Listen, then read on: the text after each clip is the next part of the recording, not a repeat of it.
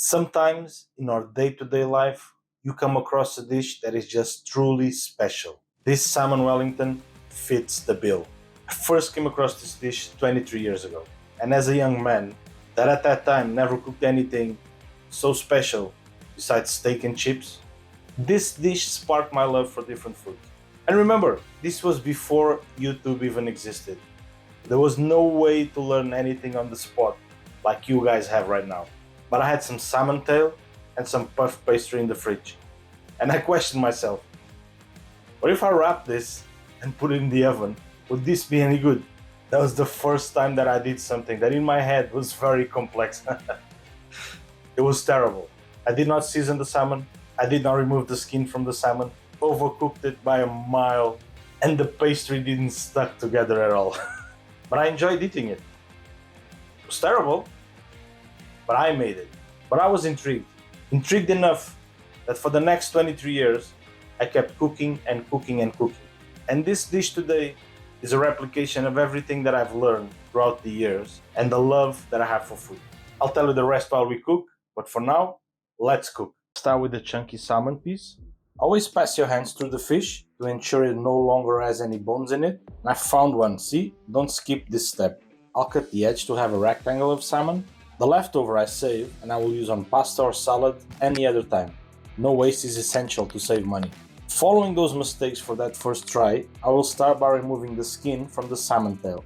I'm sure you've seen all the chefs on the internet using a knife, pulling to remove the skin, but I'll do it lazy man style.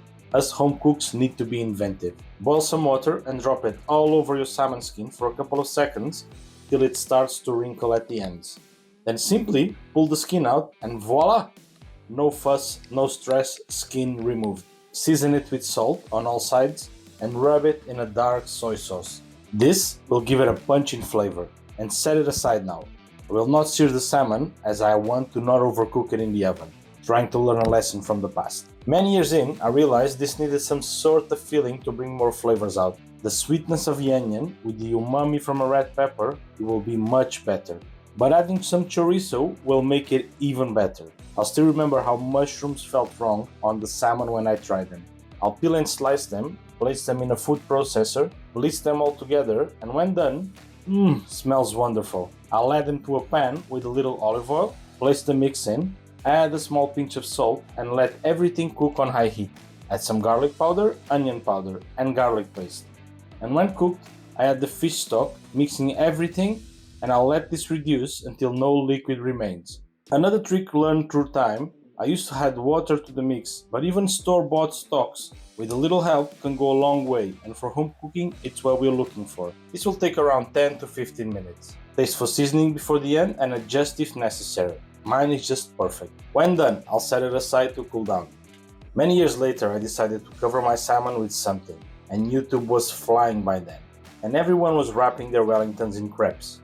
Contrarian as I am, I decided to use tortillas simply due to the ease of use and access from the supermarket. And guess what? They work perfectly and don't detract anything from the dish. So, till today, they remain in my recipe. Get the egg wash ready. Just place one egg with some water and beat it together. I'll get the puff pastry straight from the fridge because it will be easier to use. I'll spread it a little thinner with the rolling pin, and to assemble, I'll spread the tortillas over the dough, spread a thin layer of cream cheese, place the sliced chorizo, and I will split my salmon into two pieces. I want to place them one on top of the other. Not overcooking it is the goal. Using just one piece of salmon is very likely we overcook it before the pastry is nice and golden. Place one piece of the salmon in the center, topping it up with our mix. Place the second bit of salmon on it, top it up with sliced chorizo and spread some cream cheese. Carefully wrap the tortillas around them. The cream cheese also helps to glue it. Try to get it as tight as possible without ripping the tortillas. Roll the dough over it, spread some egg wash on the ends to glue it together.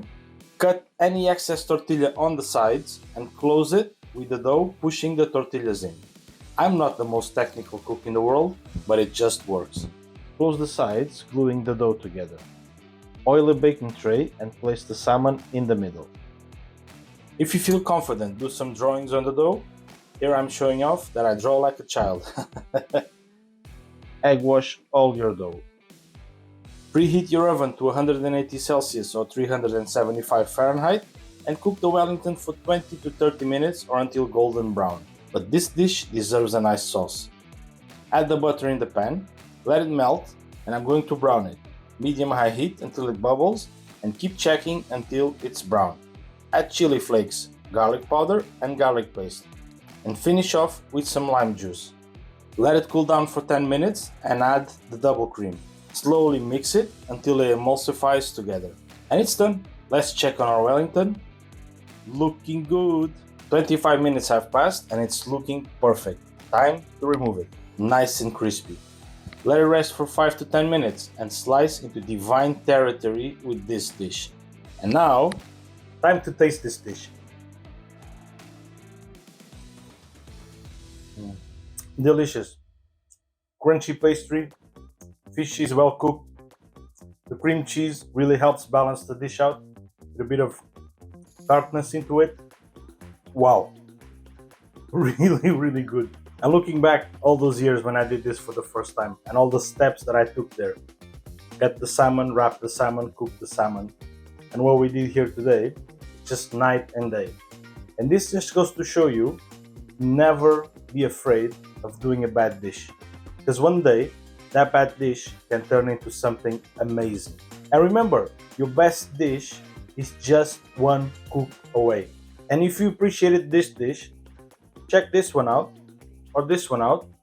Any of them will be fantastic to cook for your next meal. And if you learned something out of this video, drop us a like, subscribe to the channel.